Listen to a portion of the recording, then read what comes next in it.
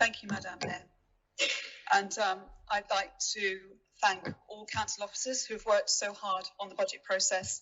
And I'd also like to acknowledge the work, time and energy that councillor colleagues have put into the creation of budget proposals.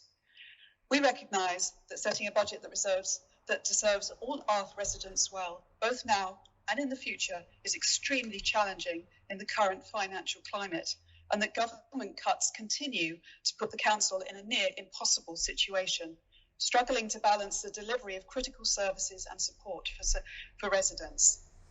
The financial precarity is exacerbated by increased costs across many sectors and single-year settlements, in addition to over a decade of austerity, a conservative and liberal democratic agenda that was supported by Labour at the time. The Greens are the only party who have continually stood on an anti-austerity platform. We support much of the council's approach and all the plans and policies put in place that help mitigate the impact of rising prices for Lambeth residents, in particular the emergency support scheme and financial support for advice centres. We recognise the increased pressure on public health and adult and children's social care, and we hope to see robust plans that ensure financial and other support in place for residents. I know that it's beyond all our comprehension that we have a government that considers child poverty and the use of food banks somehow acceptable. So we welcome the Mayor's free school meals package for primary school children.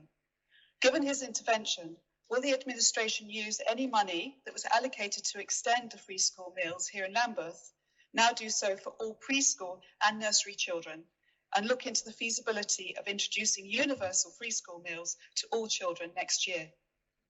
We're extremely concerned that the climate emergency isn't mentioned in the budget, and that there's no carbon budget set alongside the finance budget. We are 7 years away from 2030, and there is no pathway to reach net zero carbon emissions by that time. We recognise that economic, racial, gender, social and climate injustices structurally and systemically intersect. Our proposals are driven by the values for equity and justice, with the well-being of each and every resident and visitor to our amazing diverse borough at their heart. A democratic approach and collaborative working will best serve Lambeth in these very challenging times. This year, we have not suggested an alternative budget, and instead we put forward 4 proposals. We hope that the Labour administration considers them seriously, as they are designed to deliver for Lambeth residents in the context of the brutal rise in the cost of living. Our proposals include a citizens' assembly for social housing, tackling empty homes and Lambeth's housing crisis, retrofitting homes, a workplace parking levy, and a wider range of emissions-based parking charges. It gives us no comfort whatsoever that the Cllr report into the failings of the disastrous Homes for Lambeth vindicates what we, residents and community groups, have been saying for years. There is no solace to be had by those who have suffered at the hands of successive administrations who have failed to listen to the voices of residents.